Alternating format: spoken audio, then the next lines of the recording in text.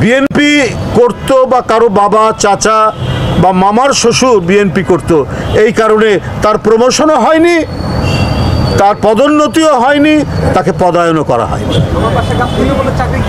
সচিব নামে তাদের একটি সংগঠন আছে, কিন্তু আজকে অন্তর্বর্তীকালীন সরকারের স্বাস্থ্য অধিদপ্তর তারা ওই সচিবদেরকেই ঢাকা মেডিকেল কলেজ তারপরে বিভিন্ন গুরুত্বপূর্ণ জায়গায় তাদেরকে পদায়ন করা হচ্ছে। তো এইগুলো আপনার অন্তর্বর্তীকালীন সরকার তারা যদি না দেখে, বিপদ তো তাদেরও হবে আমাদেরও হবে। কোনো ফাঁক দিয়ে যদি ওই দানবরা ঢুকে পড়ার চেষ্টা করে, সেটার জন্য তো অন্তর্বর্তীকালীন সরকারের জন্য শুভ হবে না। আমরা বলেছি যে মার্কেটগুলো এখনো আওয়ামী লীগের সিন্ডিকেটের কাছে, বাজারগুলো তাদের সিন্ডিকেটের কাছে।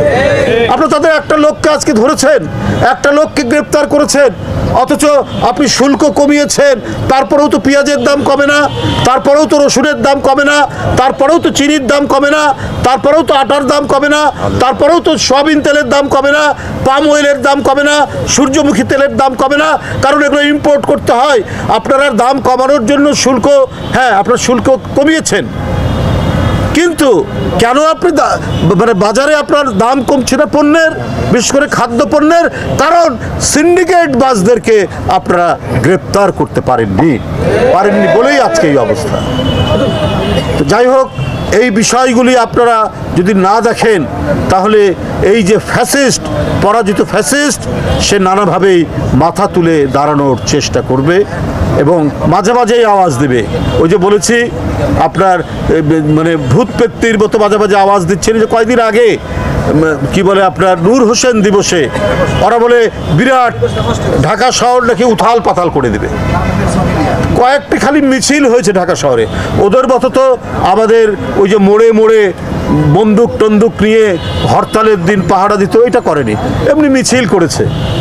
তাতে একটা টিকি পাওয়া গেল না। কই যুবলীগ, কই ছাত্রলীগ?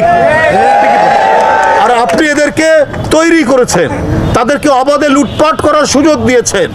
ফরিদপুরের ছাত্রলীগের নেতা ২০০০ কোটি টাকা পাচার করেছে, এটা তো খবরের কাগজে পড়েছি। এইরকম ২০০০ কোটি টাকা আরও যে কত পাচার করেছে আপনার যুবলীগ ছাত্রলীগ, তার কোনো ইয়াত্তা নাই। এটা করেছেন এই জন্য তোরা খা, তোরা লুট কর, কিন্তু বিএনপিকে বের হতে দিবি না। যদি বের হয় তার উপরে তুই হায়নার মতো ঝাঁপিয়ে পড়বি। এটাই ছিল শেখ হাসিনার নীতি, কিন্তু তার পরিণাম হয় ভয়াবহ। তাই সঙ্গী সাথী ফেলে দিয়ে স্বার্থপরের মতো পালিয়ে গেছেন শেখ হাসিনা।